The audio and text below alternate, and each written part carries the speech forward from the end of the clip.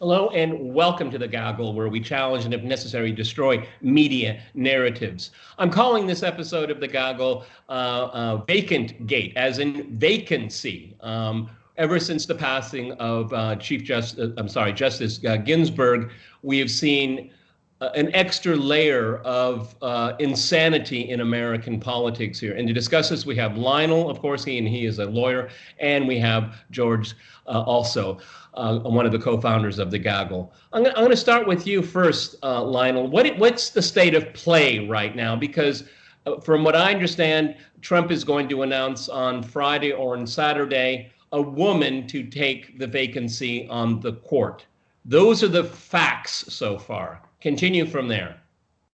The suspicion or the rumors are that Amy Coney Barrett will be the preferred choice for a variety of reasons. And what we're seeing right now is this kabuki dance, this passion play where people are pretending that somehow. Now, let me, if I could just explain this and work with you on this. When Scalia died, I think 9 months before, don't hold me to it, during the Obama administration, Obama wanted to nominate Merrick Garland. Mitch McConnell said, no, we're going to prevent that from happening because the Senate was Republican, the president was Democrat, and when you have a divergence of parties, you cannot allow this. In this case, Mitch McConnell, the Senate leader, is saying because the president is Republican and because the Senate is Republican, it's a different story, so we're going to rush this through. Now, the challenge is to try to pretend where that makes sense to you. And if you're a Republican, you say, well, that makes complete and total sense. To me, it really doesn't, because I don't know what the problem is. So right now, there's all kinds of posturing. Nancy Pelosi the other day intimated that in her her quiver of arrows, impeachment may be on the line, which, and I know this may be hard to explain, makes no sense, because merely what they're doing is they're using the rules of the Constitution, and she wants to impeach him based upon that. So anyway, this is a lot of posturing. Okay, I think they're going to have a nominee. Okay, but Lionel, and then I'll let George just real quick. Let's make it very clear to our viewers what the Trump White House intends to do is within the norms of appointments to courts, even in an election year. There is this is not anomalous in terms of the constitutionality of it. Correct. There is nothing that prohibits it. It might be custom and the like, but he wants to have a Supreme Court justice seated in 40 days. Now, it's been done before. Sandra Day O'Connor was like 19 days. I believe that even Clarence Thomas was maybe just as short, or John Paul Stevens. But in any event, it can be done. It's that simple. It can be done, and we're going through this past. But here's the best part. Americans love to believe that they understand what all this means. And we have now groups of insurrectionists, BLM, Antifa activists threatening violence, and that they will literally prevent senators from voting, blocking this. I mean, so we're in a new tier of. Can I just ask a question? The Democrats are not in a very good position to now raise the issue of etiquette, that this isn't done. This is not an appropriate way to behave. You're just using power just because you have it. You have to respect the norms. I mean, these are people who actually conducted an impeachment in an election year. These are people who claim that Justice Kavanaugh, or Judge Kavanaugh, as he was at the time, took part in rape gangs. Right. So they're not really in a good position now to say, well, we've got to play by the books. We've got to be fair to all sides. Precisely. George, precisely. And we collectively have been so conditioned, inured, and habituated to this schizoid behavior that One more is not going to kill us. Why is this schizophrenic fugue any worse than the others? So that's kind of where we are right now. To give you an idea, in this country, it is a bunch of yammering, squalling, caterwauling babies screaming and yelling for their toy. That's what we have right now. But what's interesting is, from being a lawyer, I can tell you that they don't know the first thing about what being a Supreme Court justice is all about. You should, if I could read to you the list, every term they grant certiorari or cert or review, if I read to you how why they consider these, out of the thousands of petitions, whether a federal fisheries statute implies or involves an improper takings clause provision of the Fifth Amendment, you're wondering, who cares about that? People think it's about when does life begin, death, euthanasia, capital punishment. Yes, those are there. But to be a Supreme Court justice, you have to be a jurist, a wonkish lawyer who understands stare decisis and understands the Commerce Clause and some pretty seemingly boring, but yet important and critical decisions that they make. So nobody even understands what they do. Well, I mean, Lionel, you really hit the ball out of the park here, because if you look at all of the whining and the threatening, it's what they want to push through the court their political agenda, where it should be the legislative branch. At least that's what it was supposed to be. And say this is they're short-circuiting the very purpose of the court. Okay, and it's an extension of a political agenda. I mean, all of us are old enough to remember is that advise and consent. Is the nominee a good jurist? That was the whole point. There is something also not to be, this is not wonkish in the least. Scalia talked about it. I hold up this Constitution because the thing about it is so bare bones. It doesn't even say how many justices there are. It doesn't mention the Air Force. It doesn't mention marriage. It doesn't mention voting. It doesn't mention anything. It speaks in these kind of weird, vacant language. But here is the story. Let me give you an example. I personally am politically against the death penalty, just so that I am. Now, if I get a death penalty case, my political, and I have marched and I've said it, I look at the Constitution, at the original intent, and the Fifth Amendment says you cannot deny somebody of life, liberty, or property without due process, meaning you can deny them of life.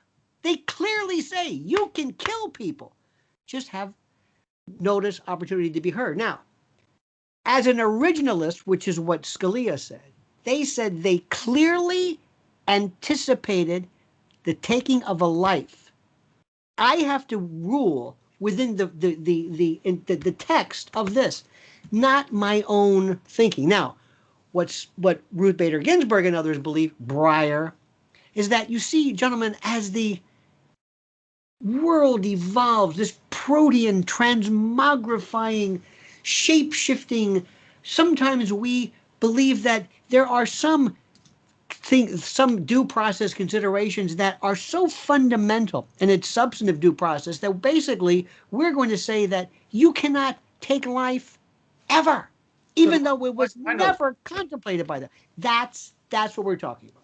But in fact, what we can really see that it's the Supreme Court that has really introduced this poison into American life, because they short-circuited the democratic process. They jumped the gun and declared that the right to an abortion is a fundamental constitutionally guaranteed right.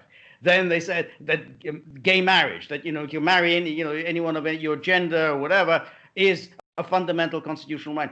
By short-circuiting the democratic process, they kind of introduced this poison and said, well, the only thing that matters is we get the right judges, because it's the judges who are ultimately going to make this decision rather than the elected representatives. So it's on them. And when Blackmun wrote that Roe v. Wade decision, he was the one who really introduced that poison into American life. George, precisely. And what he did was, and this is so interesting, Not only did he come up with this substantive due process thing, which nobody understands what that means, but he took this case Griswold against Connecticut, which was a case which prohibited people from purchasing contraceptives, even married couples. And there was this thing called the penumbra of rights, and he created this thing called privacy. Let me give you an example. This is probably the worst, but I like it.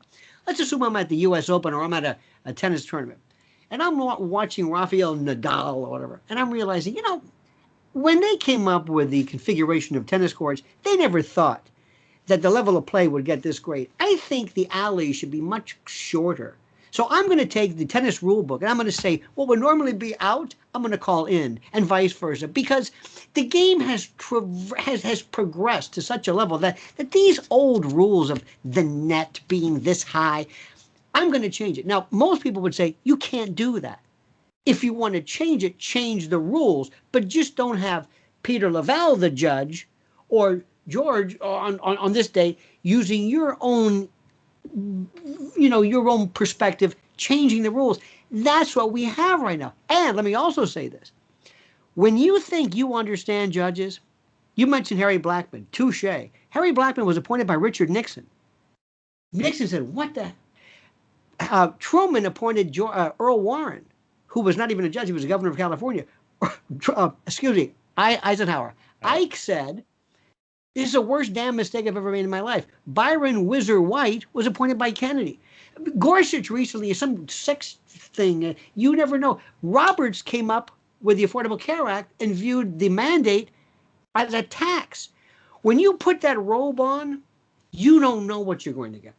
Yeah, but Lionel, that's because, as George has just said, is that the legislators have abandoned their responsibility. If it's too hard, push it on to the court here. And that's we get this, okay? Because they're passing on what they should be resolving themselves. And on top of that, you have a donor class that has these politicians in their pocket. So that obviously informs what kind of legislative agenda a politician will have, and they will pass it on to the court. And so we have unelected officials, and believe me, I have a reverence for the Supreme Court. I think it's fascinating, okay? But it's if they win the sweepstakes and they get to decide how to spend all the winnings, okay, that the state, the population affords them. And it seems to me that is grossly undemocratic and at cross purposes of what they're supposed to do. They're supposed to adjudicate the legality of laws, not to invent them. I could just add on to that what Roger Peter just said, is that these rulings are often deeply mediocre. I mean, when Kennedy made his ruling about gay marriage and he essentially brought in vague, absolutely metaphysical nonsense. I mean, this is ridiculous. I mean, what you think? What the hell is he doing? He's not. This is just bad philosophy and bad jurisprudence. Yeah, but George, to your point, and throw it back to Lionel, this is bad politics as well, because it doesn't resolve issues. Okay, it's like a dangling Chad on a ballot. I mean, what does it mean? Okay. Meaning they're abdicating their responsibility and kicking it further down to the next court. Okay, that's not the way it should be. Determining if something is legal or illegal according to the Constitution, we are so far away from that. And then we have Ginsburg, apparently, according to the authoritative NPR, said, "Don't let this president choose my replacement." I mean, I'm sorry, with all due respect to the deceased, if that's what you're thinking about on your deathbed, surrounded by your children and grandchildren after such an illustrious career, and it was, I give her a lot of credit, not my politics, but my goodness, using her deathbed as a political cudgel. 30 seconds, Lionel. And do you think she used the word fervent? I don't believe so. No, the irony of this is that the separation of powers provides that whenever the legislature transgresses, the Supreme Court comes in and says, stop. It never anticipated the Supreme Court legislating, saying, we'll do you one better. This isn't what you meant. You meant to say this. So, and this is the perennial argument since time. Lionel, George, thank you for being on the Gaggle. If you like this, like, share, and subscribe.